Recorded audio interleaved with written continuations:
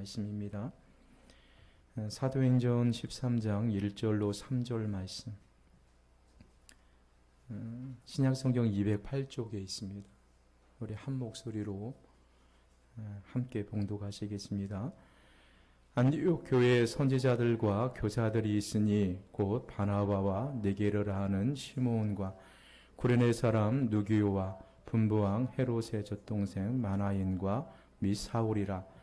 주를 섬겨 금식할 때에 성령이 이르시되 내가 불러 시키는 일을 위하여 바나바와 사울을 따로 세우라 하시니 이에 금식하며 기도하고 두 사람에게 안수하여 보내니라. 아멘. 여러분 한 달 동안 잘 지내셨죠?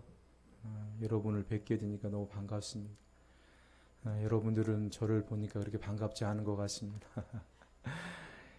한 달 동안 여러분이 없는 그런 빈 자리에서 예배를 드리니까 역시 우리 어르신들이 이렇게 난 자리는 모르지만 빈 자리는 눈에 크게 띈다는 그 말씀. 여러분이 앉아있는 그 자리가 얼마나 크게 느껴졌는지 모릅니다. 이렇게 조심해야 하는 그런 기간의 가운데서도 또 이렇게 현장에서 나와서 예배를 드리는 여러분, 또 가정에서 예배를 드리는 여러분 모두에게 하나님의 놀라운 은혜가 임하고 또 우리의 심령 가운데 하나님께서 크신 은혜를 부어주실 줄 믿습니다. 교회를 개척하고 또 그동안 목회하면서 모델로 삼고 싶은 교회는 어떤 교회일까? 진지하게 한번 생각해보고 성경을 읽다가 담고 싶은 교회가 있었습니다. 그 교회가 어떤 교회였었냐면 사도행전 13장에 나와 있는 안디옥 교회입니다. 사도행전에 보면 이 안디옥 교회보다 더 큰 교회가 있었습니다. 바로 예루살렘 교회이죠. 예루살렘 교회는 그 당시 모든 교회의 모교회였고 또 역사가 오래된 교회였었고요. 수천 명이 모이는 그런 큰 교회였습니다. 안디옥 교회는 예루살렘 교회보다 훨씬 작은 교회였었고 또 나중에 개척된 그런 교회였지만 자, 역사적으로 보면 1세기에 세상을 새롭게 바뀌는데 지대하게 크게 기여했던 교회는 그 당시에 가장 큰 교회 예루살렘 교회가 아니라 작은 교회였던 안디옥 교회였다는 것을 우리가 성경을 통해서 배울 수가 있습니다. 안디옥 교회에서 파송을 받은 바울은 전 세계를 세 차례에 걸쳐서 선교 여행을 합니다. 그때 이 바울을 파송하고 후원한 교회가 안디옥 교회였습니다. 안디옥 교회는 세계를 복음화하고 세계를 바꾸는 일에 있어 결정적인 그런 홈베이스 역할을 했던 교회가 바로 이 교회였습니다. 하나님께서 그 당시에 초대교회 처음 생겨난 교회, 성령 충만하고 성령이 임하고 또 수천 명이 모이는 예루살렘 교회보다 또 그에 비해 작은 교회인 안디옥 교회를 쓰신 이유를 말씀드린다면요. 그것은 성경을 보면 굉장히 단순합니다. 자, 그 이유가 있다면요. 자, 그것은 하나님의 눈과 하나님의 가슴을 가지고 세상을 바라보았기 때문입니다. 그러니까 이 안디옥 교회는요. 이 안디옥 교회는 세상을 어떻게 바라보았냐면 하나님의 눈으로 그리고 하나님의 가슴으로 세상을 품었던 교회가 바로 안디옥 교회였습니다. 이런 단순한 교회이죠. 자, 요즘에 코로나 시대로 한국 교회가 큰 위기에 처해 있습니다. 교회를 다니는 사람조차 교회 나오는 것을 두렵고 또 여러 가지 이유가 있겠죠. 코로나 때문에 가정도 지켜야 되고 직장도 지켜야 되는 여러 가지 그런 문제들이 있습니다. 그리고 우리가 교회를 뭐 집에서 드리냐 예배를 교회에서 드리냐 그게 문제가 되는 것이 아니라 우리가 처해 있는 그런 직장에서조차 이유되게조차 내가 교회를 다닌다. 그렇게 말하는 시대, 그렇게 말하고 드러나는 길을 꺼리는 그런 시대에 우리가 살아가고 있습니다. 자, 이런 시대에요. 왜 하나님께서 왜 이 땅에 코로나라는 큰 질병을 주셨을까? 자, 이것을 인간적인 눈으로 바라보는 것이 아니라 하나님의 눈으로 우리가 좀 더 바라보고 또 교회를 향해서 손가락질하는 그런 세상을 하나님의 가슴을 품고 우리가 바라본다면 우리가 안디옥 교회처럼요, 하나님이 우리 한 사람 한 사람을 사용하실 줄 믿습니다. 작은 교회인 용인 은광교회도 하나님이 사용하실 줄 믿습니다. 여러분, 한두 사람이요, 온 세상을 바꾸는 일이 여러분 가능하다고 생각하십니까? 또 여러분, 한 지역의 작은 교회가요, 그 지역과 세상을 새롭게 바꾸는 일을 할 수 있다고 여러분 생각을 하십니까? 만약에 누군가가 이 두 가지 질문, 아무런 유명하지도 않은 예수 믿는 한두 사람이 지역을 바꾸고 가정을 바꿀 수 있을까요? 직장을 새롭게 할 수 있을까요? 용인은광교회와 같이 무명의 목사가 목회하고 작은 무리가 모여있는 그런 작은 교회가 이 지역을 새롭게 바꿀 수 있을까요? 자, 여러분, 이렇게 두 가지의 질문을 누군가 한다면, 누군가에게 받는다면, 자, 여러분들은 어떤 대답을 하시겠습니까? 나같이 하찮은 사람이 어떻게 사람을 변화시킬 수가 있겠습니까? 우리같이 작은 교회가 어떻게 이 지역을 변화시킬 수 있겠습니까? 절대로 그렇게 하지 못합니다. 아니요. 라고 대답하기보다는 우리가 하나님의 눈으로 세상을 바라본다면요, 하나님의 가슴을 품고 이 땅을 바라본다면요, 우리는 그렇게 할 수 있습니다. 예, 라고 대답할 수 있어야만 합니다. 왜 그러냐면요, 오늘 본문이 그것을 증언하고 있기 때문입니다. 안디옥 교회가 태동하게 된 그런 이유를 보시면요, 예루살렘 교회에서 큰 박해가 임하게 됩니다. 그때 이 박해를 피해서 무명의 그리스도인들 몇 명이 이 안디옥 교회에 들어가게 됩니다. 그들에게, 이 헬라인들에게, 이방인들에게 복음을 전해요. 그때 이 생겨난 교회가, 개척된 교회가 이 안디옥 교회였습니다. 그래서 하나님은 이 무명의 사람들에 의해서 개척된 이 안디옥 교회에 하나님의 손이 함께 하신가 교회가 크게 부흥되게 되죠. 그때 이 바나바라는, 그리고 사울이라는 그런 유명한 사람들, 능력 있는 사람들을 하나님이 보내셔서 교회를 더욱더 하나님의 말씀으로 공고하게 하십니다. 그리고 그 교회는 온 성도들이 함께 기도하면서 세상을 하나님의 눈으로 바라보기 시작을 해요. 그때 하나님은 이 세상을 안디옥 교회를 통해서 새롭게 변화시키기를 시작을 하고 있습니다. 오늘 본문을 우리가 자세히 보시면 안디옥 교회를 지도자였던 바나바와 바울을 세계 선교를 위해 선교사로 파송했고, 특히 사도 바울은 당시에 알려진 세상, 그 당시에 터키 지역, 그리스, 로마를 포함해서 유럽 대륙을 3차례 이상 여행을 하면서 세계 도처에 교회를 개척하고, 그리고 1세기의 세상을 복음을 통해서 질적인 변화를 경험하게 되는 것을 우리가 역사적으로 볼 수가 있습니다. 바울 자신들의 힘만으로 세상을 그렇게 변화시킬 수 있었을까요? 대답은 아니요입니다. 그러면 바울과 바나바가 어떻게 이 작은 두 사람이, 그 당시에 유명한 정치인도 아니고 철학가도 아닌 그 두 사람이 어떻게 1세기에 소아시아의 지역과 유럽 지역에 그렇게 지대한 영향을 끼칠 수 있었을까요? 두 사람이 자신의 능력으로만 그렇게 세상을 변화시킨 것이 아닙니다. 그것은 살아계신 주님, 부활하신 주님이 그들과 함께 하셨기 때문에 이런 일들이 가능하게 된 거예요. 그렇다면요, 저와 여러분은 지금도 우리는 살아계신 하나님을 믿는 그런 사람들입니다. 그리고 죽은 지 3일 만에 부활하신 주님을 믿는 사람들입니다. 동일하게 오늘도 살아계셔서 주님이 원하신다면, 주님께서 우리와 함께 하신다면 여러분과 저를 통해서, 그리고 오늘 우리 교회를 통해서 우리의 가정과 직장과 세상을 변화시킬 수 있다는 것을 여러분 믿으셔야만 합니다. 나같이 무명의 사람도 부활하시고, 나같이 무능한 사람도, 나같이 부족한 사람도, 우리같이 작은 교회도 부활과 함께 하신다며, 주님이 원하신다면요, 충분히 우리의 가정이 변화시킬 수 있고, 우리가 직장이 변화되고, 우리가 살고 있는 지역이 충분히 변화될 수 있다는 사실을 여러분 믿으셔야만 해요. 네, 하나님이 우리와 함께 하시기 때문입니다. 자, 오늘 본문을 통해 우리는 살아계신 주님이 이 안디옥 교회와 함께 하시고 그를 우리 한번 살펴보고자 합니다. 세 가지 정도를. 자, 안디옥 교회는 어떤 교회였을까요? 자, 첫 번째가 모든 성도가 하나 되어 진지하게 예배를 드리는 그런 교회였습니다.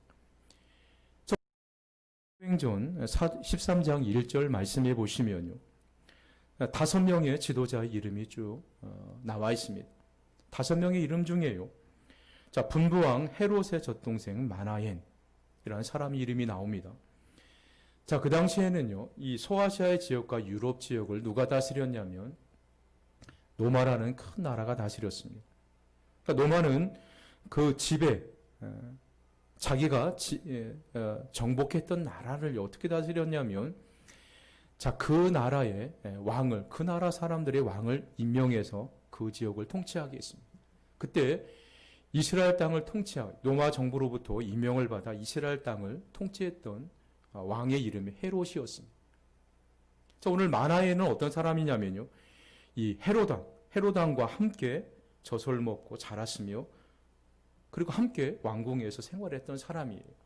그러니까 이 사람은 왕족이고 귀족이었다는 것을 우리가 볼 수가 있습니다. 헤롯과 함께 젖을 먹고 자랐으면 이 사람은 왕족입니다. 자, 그런데 자, 이 헤롯의 젖동생 마나엔이 바로 안디옥 교회의 지도자였고 또 성도였습니다. 이런 귀족과 평민들이 함께 섞여서 잘 하나님께 예배하는 그런 교회였을 뿐만 아니라 부자 잘 어울리고 함께 하나님을 섬겼던 그런 교회였다는 것을 볼 수가 있습니다. 이 마나엔 같은 사람은 귀족이고 왕족이기 때문에 부자였겠습니다. 그리고 바나바라는 이름이 나오는데요, 사도행전 4장에 보시면 이 예루살렘 교회가 재정적으로 자, 필요한 팔아 드렸던 사람이 이 바나바입니다. 그러니까 재정적으로 좀 여유가 있다는 거예요. 재산이 좀 많다는 것입니다. 우리가 다른 사람을 구제할 때 보시면요, 가난한 사람은 다른 사람을 잘 구제하지를 못합니다. 자, 물론 가난한 중에 자신의 모든 것을 다 바쳐 구제하는 사람도 있는가 하면요, 자, 대부분의 사람들은 자기가 좀 여유가 있을 때 우리가 구제 헌금도 하고 또 가난한 사람을 구제하는 그런 일을 합니다. 이 바나바가 자신의 밭을 팔아서 구제 헌금을 드릴 수 있다는 것은요, 이 사람이 그만큼 부유했다는 것입니다. 그러니까 이 안디옥 마나엔처럼 귀족도 있었고 또 그리고요, 이 바나바처럼 부자도 있었습니다. 또 일반 평민도 함께 있었고요, 부자도 있고 가난한 사람도 함께 하나님을 섬겼던 그런 교회가 이 바나바였습니다. 이 안디옥 교회였습니다. 또 이 안디옥 교회는 어떤 교회였었냐면요, 자, 흑인과 백인이라는 인종적 편견을 뛰어넘는 그런 교회였습니다. 지금 미국에서는요, 흑인과 백인 사이에 인종적 위화감 때문에 사회가 매우 시끄러워요. 서로 시위하고 막 그러지 않습니까? 그런데요, 오래전에 이 안디옥 교회는 인종 간의 갈등을 극복하는 그런 교회였음을 우리가 볼 수가 있습니다. 왜냐하면, 자, 5명의 지도자의 이름 중에요, 오늘 1절 말씀해 보면 니게르라는 시몬이라는 이름이 나옵니다. 자, 니게르라는 단어가요, 영어로 보면 니그로라는 단어와 뜻이 똑같아요. 그러니까 니그로라는 단어는요, 지금 흑인을 비유한다는 그런 단어이기 때문에 잘 사용하지를 않습니다. 그러니까 니그로라는 뜻은 아프리카 사람, 흑인이라는 뜻이에요. 그러니까 여기 자, 니게르 사람 시몬이라고 나와 있는데 이 사람은 흑인이었다는 거예요. 근데 그 당시에요, 자, 1세기에 자, 이 흑인과 백인이 함께 교회의 지도자로 교회와 성도를 섬기는 모습을 우리가 볼 수가 있는 거예요. 자, 그러니까 이 안디옥 교회는 인종 간의 갈등을 극복한 교회입니다. 자, 우리나라는 지금은 뭐 옛날에는 그렇지 않지만 지금은 자, 우리나라 외국에서 우리나라로 결혼해서 정착을 하고 자녀를 낳은 가정들이 굉장히 많이 있습니다. 우리가 살고 있는 포구국 지역만 해도요. 여러분 학교에 가시면 보통 한 반에 두세 명 정도 이렇게 다문화 가정의 아이들이 있어요. 그럼 학교에서 이 아이들이 차별을 받지 않느냐? 제가 보기에는 뭐 미묘한 그런 인종적인 차별이 좀 있겠죠. 자, 그런데 이 안디옥 교회는 그런 인종 간의 그런 갈등을 극복한 교회였습니다. 그러니까 굉장히 조화가 잘 되는 그런 교회였다는 것을 우리가 볼 수가 있습니다. 또 한 가지는요. 우리가 13장 1절을 보시면요. 5명의 지도자의 이름이 쭉 열거가 되었습니다. 맨 처음에 이름이 나오는 성분이 이 바나바입니다. 자, 그 당시에 보시면 주로 이름이 열거될 때 보면 연장자 수준으로 이름이 열거돼요. 그러니까 바나바가 맨 처음에 기록되었다는 것은요. 바나바가 최고 연장자라는 것을 우리가 볼 수가 있어요. 그리고 맨 나중에 이 사울이라는 바울이라는 그 당시에 갓 예수님을 믿는 젊은 이가 속해 있습니다. 다시 말하면 이 젊은 사람들이 잘 조화를 이루는 자, 세대 간의 갈등을 극복한 교회가 바로 이 안디옥 교회였어요. 그러니까 인종 간의 갈등, 빈부 간의 갈등, 세대 간의 갈등을 잘 극복하고 그들이 한 마음이 되어서 하나님 앞에 예배하기를 힘쓴 교회가 바로 이 안디옥 교회였습니다.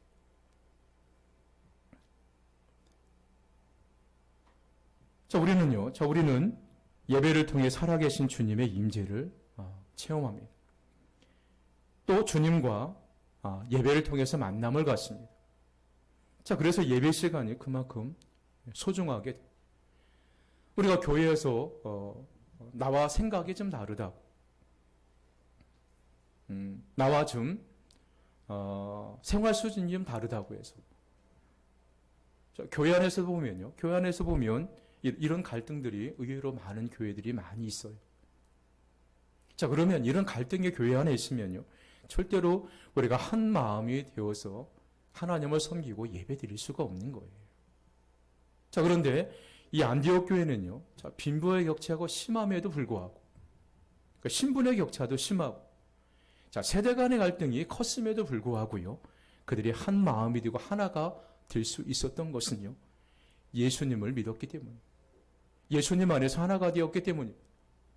자, 우리가요, 예수님은 자, 사람을 하나로 만드시는 분이세요. 그래서 교회는 용광로와 같은 곳입니다. 이런 사람도 와서 저런 사람도 와서 예수님과 더불어 하나가 되는 곳이 바로 교회예요.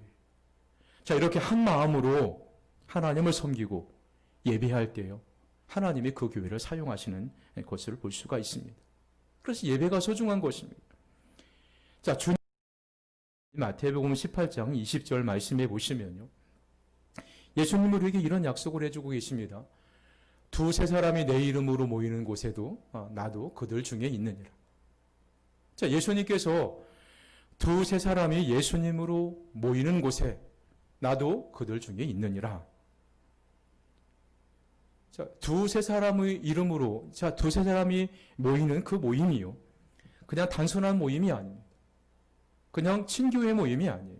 밥 한번 먹고 세상적인 이야기를 하고 끝나는 그런 모임이 아니라요.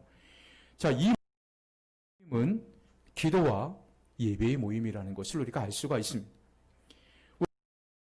진지하게 모이는 예배의 자리에서 우리가 경험하는 최고의 약속은요, 주님의 임재를 경험합니다. 그래서 오늘 마태복음 18장 20절 말씀해 보시면요, 자, 주님의 이름으로 모이는 그 자리에 나도 중에 있으리라. 이렇게 주님이 우리에게 약속해 주신 것입니다. 안디옥 교회를 통해 주님을 만났다는 것을 우리가 어떻게 알 수가 있냐면요, 오늘 본문 2절 말씀을 보시면요, 자, 주를 섬겨 금식할 때에 2절이 그렇게 시작이 되죠. 자, 이제 정확하게 번역을 하게 되고, 원문 성경이라든가 영어 성경을 보시면요. 자, 이 성경을 이렇게 정확하게 번역할 수가 있어요. 이 부분을요. 어떻게 번역하면요. 주를 금식하며 예배할 때. 이 안디옥 교회 성도들은 자, 금식을 하면서 예배를 준비하고, 자, 금식을 하면서 예배를 드렸다는 것입니다. 안디옥 금식까지 하면서 예배를 드리고 있었다는 것은요.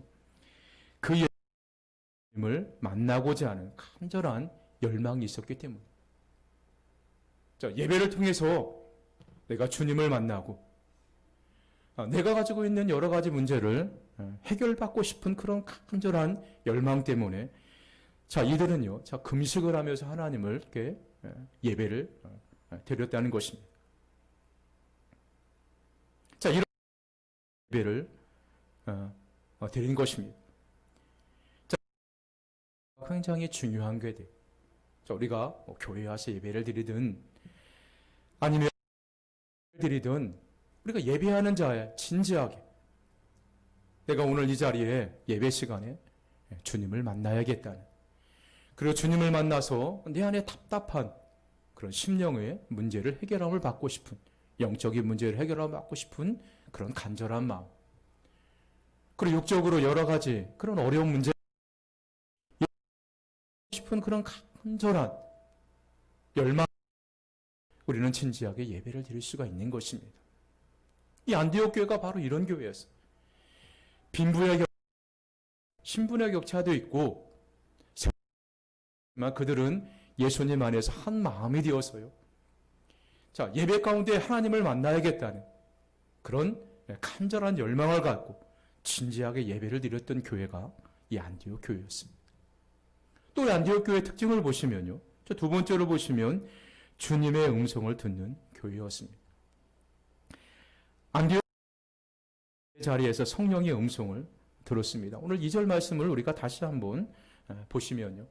자, 2절 주를 섬겨 금식할 때 성령이 이르시되 내가 불러 시키는 일을 위하여 바나바와 사울을 따로 세우라 하시니. 안디옥 교회 예배를 드리다가 성령을 통해서 말씀하시는 주님의 음성을 들었습니다. 내가 세계 선교를 위해서 시킬 일이 있으니 바나바와 사울을 그 일을 위해서 세우라는 주님의 음성을 듣게 돼요. 자, 어떤 사람은요, 주님의 음성만 듣고 그냥 흘려버리는 사람이 있습니다. 우리가 주님의 음성을 들었다면, 내가 들었다면 말씀대로 순종하며 살겠습니다. 이런 결단의 순종이 있어야 되는데, 하나님의 음성을 듣고도요, 그냥 흘려버리는 분들이 계세요. 자, 지금으로부터 136년 전에요. 자, 미국 동부 지역에 사는 20대 초반의 두 청년이 거의 동시에 주님의 음성을 들었습니다. 1883년에 미국 전국 신학생 대회가 열렸을 때 한 청년은 미국의 뉴런 지회이라는 신학교 대표로, 또 한 사람은 듀룬 신학교 대표로 참석했다가 하나님께서 고요한 아침의 나라 극동 지방의 조선에 선교의 문을 여신다는 선교 보고를 듣고 조선 선교사로 가라는 음성을 동시에 듣습니다. 그리고 1885년 4월 5일 부활절 오후 3시경이에요. 이 두 사람이 인천 제물포항에 입항을 하게 됩니다. 한 사람의 나이는 27살이었었고 한 사람은 26살이었습니다. 자, 그 분들이요. 누구냐면 우리가 잘 아는 언더우드와 아펜젤러 선교사입니다. 자, 그들은 조선 땅을 바라보며 입항 직전에 화판에 엎드려 이렇게 기도합니다. 주님, 부활절 아침 이곳에 왔습니다. 사망 권세를 이기신 주께서 이 백성의 죄의 결박을 끊으사 하나님의 자녀로 자유와 빛을 주소서. 이렇게 기도하고 오후 3시경에 제물포항에 발을 딛습니다. 그 결과로요, 여러분과 제가 오늘 우리 교회가 지금 여기에 있는 것입니다. 참으로 하나님의 놀라운 은혜의 결과예요. 하나님의 음성을 듣고 순종하면 놀라운 은혜가 임하게 되는 것입니다. 만약에 언더우드와 아펜젤러가 조선 그런 하나님의 음성을 듣고요, 그냥 흘려버렸다면 우리가 한국에 복음이 전파되는 것이 그만큼 늦어졌을 것이고 또 그만큼 늦어졌을 것입니다. 하나님의 음성을 듣고 그들은 곧바로 순종하며 준비해서 1885년 4월 5일 날 조선 땅을 받게 된 것입니다. 자, 우리가 음성을 듣거나 여러분 기도하는 중에 하나님의 음성을 듣고 흘려버리시면 안 됩니다. 언더우드 아펜젤러처럼 하나님의 음성을 들으면요, 하나님의 말씀에 순종하셔야 돼요. 자, 그럼 하나님의 놀라운 은혜가 우리에게 임하게 됩니다. 여러분에게 임해요. 우리가 예배하는 중에 하나님 안디옥 교회에 시킬 일이 있는데 그 시킬 일이 무엇이냐면 바나바와 사울을 선교사로 세우라는 음성을 듣습니다. 그때요, 이 안디옥 교회가 오면 주님의 소명이에요. 이 소명이라는 것은 하나님의 부르심입니다. 하나님의 음성이에요. 이 안디옥 교회가 순종하는 것을 볼 수가 있습니다. 자, 주께서 안디옥 교인들에게 시키실 일이 있다고 말씀하십니다. 2절 하반절에 보면 이것이 바로 소명이에요. 하나님의 음성을 듣고 하나님이 나에게 무엇을 부르시는 일, 이것이 바로 소명입니다. 자, 문제는 안디옥 교회의 순종입니다. 안디옥 교회는 이렇게 순종합니다. 3절에 보시면요, 하고 두 사람에게 안수하여 보내니라. 자, 성령이 안디옥 교회 말씀하셨습니다. 자, 교회가 할 일이 무엇이냐면 바나바와 사울을 선교사로 보내는 것입니다. 바나바 교회 그 당시에 목사님들이었습니다. 그리고 성도들이 사랑하는 훌륭한 목사님이셨어요.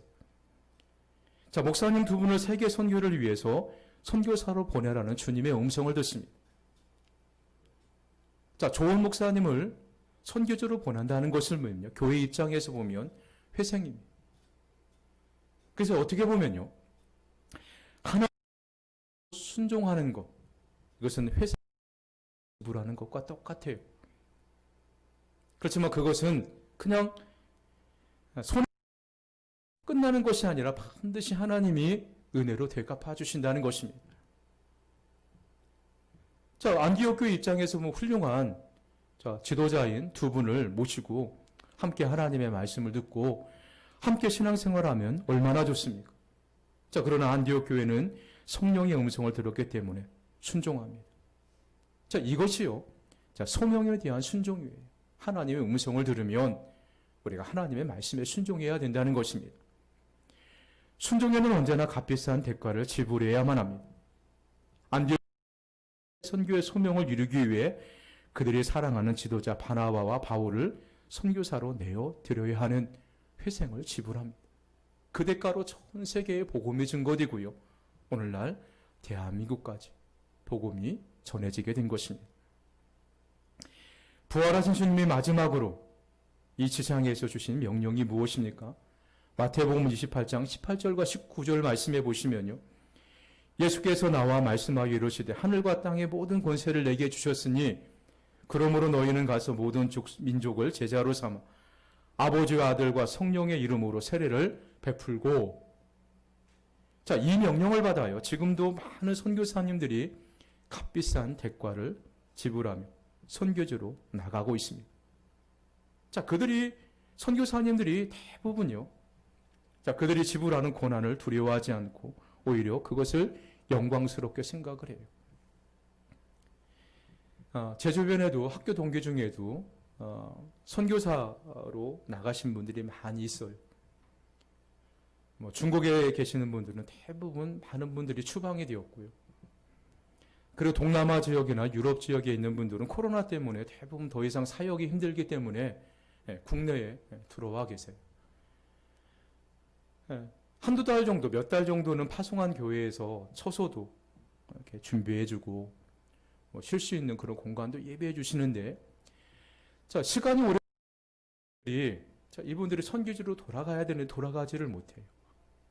자, 그러니까 그분들이 곤란한 일이 무엇이냐면 거처할 곳이 없는 거예요. 혼자만 있으면 상관이 없는데 가족들이 함께 들어왔으니까 거처할 곳이 없는 것입니다. 그러니까 선교지에 가서도 고통을 받죠. 또 국내에 돌아와서도 그들을 돌볼 교회가 그렇게 많지가 않으니까 고통을 받아요. 자, 선교사로 부름을 받았을 때, 하나님의 말씀에 순종했을 때 그 대가로 그들은 고통을 감내하는 것입니다. 그런데요, 제가 만난 선교사 중에서요, 단 한 번도 하나님을 원망하지를 않아요.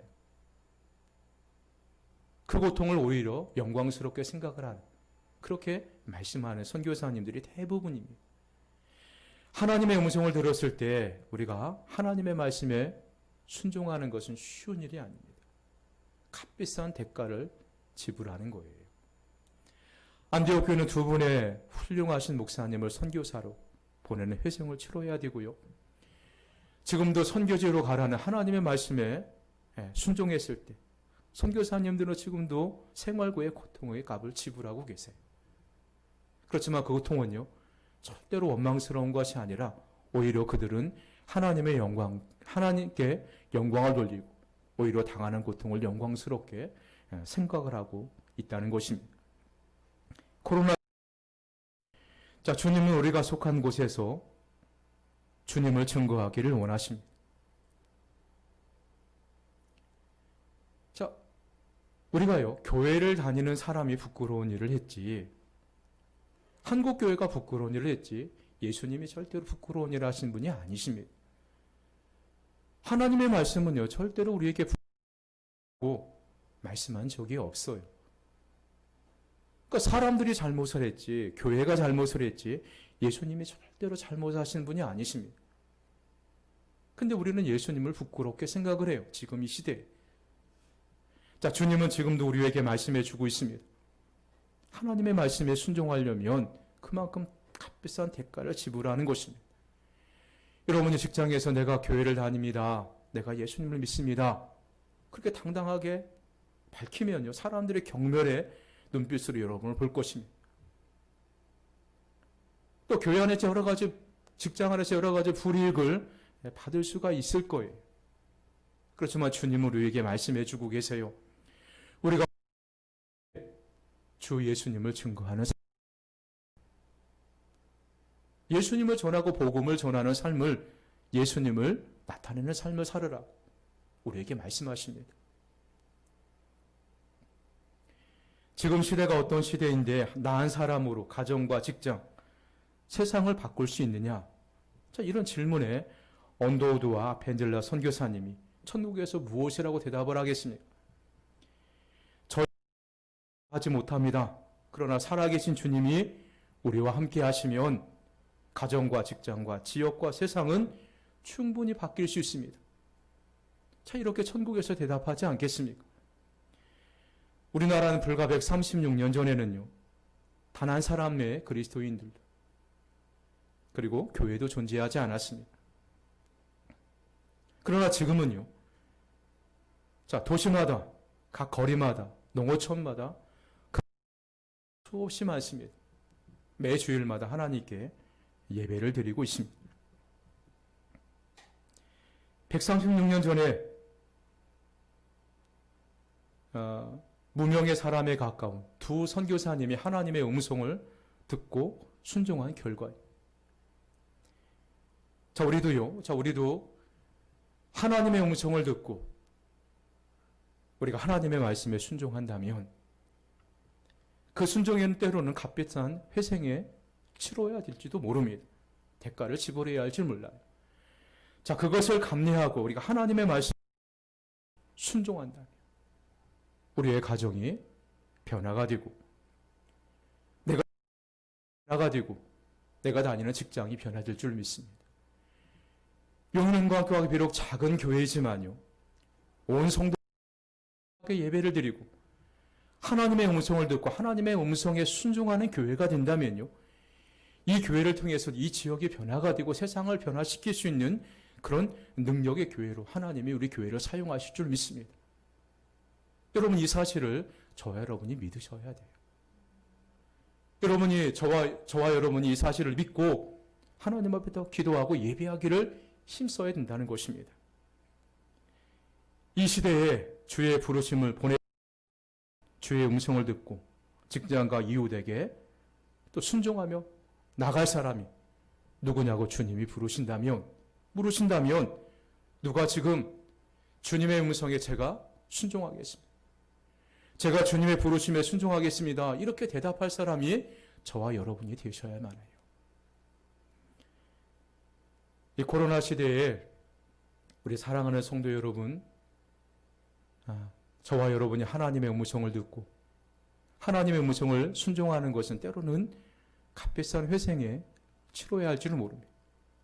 그럼에도 불구하고 우리가 주님의 부르심을 듣고 복음을 들고 가정으로 돌아가고 직장으로 돌아가고 여러분 지역으로 돌아가서 예면요 그곳에 하나님의 놀라운 은혜와 능력이 임한다는 사실을 여러분 꼭 믿으시기를 바랍니다. 그리고 믿음으로 승리하시는 저와 여러분 모두가 되시기를 주님의 이름으로 간절하게 소망합니다. 우리 한번 이 시간 기도하겠습니다. 살아계신 하나님, 한 달여 동안 얼굴을 뵙지 못하고 얼굴을 마주대하면서 하나님 앞에 예배를 드릴 수 있다는 것이 얼마나 벅차고 감사한지 모릅니다. 하나님 아버지, 우리가 서로 모여서 예배 드릴 때 여러 가지 제약들이 많고 어려운 일들이 많이 있지만 우리가 늘 기도로 교제하며 또 예배하는 곳에서 하나님께서 우리와 함께 한다는 사실, 또 하나님의 음성을 듣고 이 하나님의 부르심에 믿음으로 하면하며 순종하며 나가는 우리 주님께서 강하고 담대한 믿음을 주시기를 원합니다.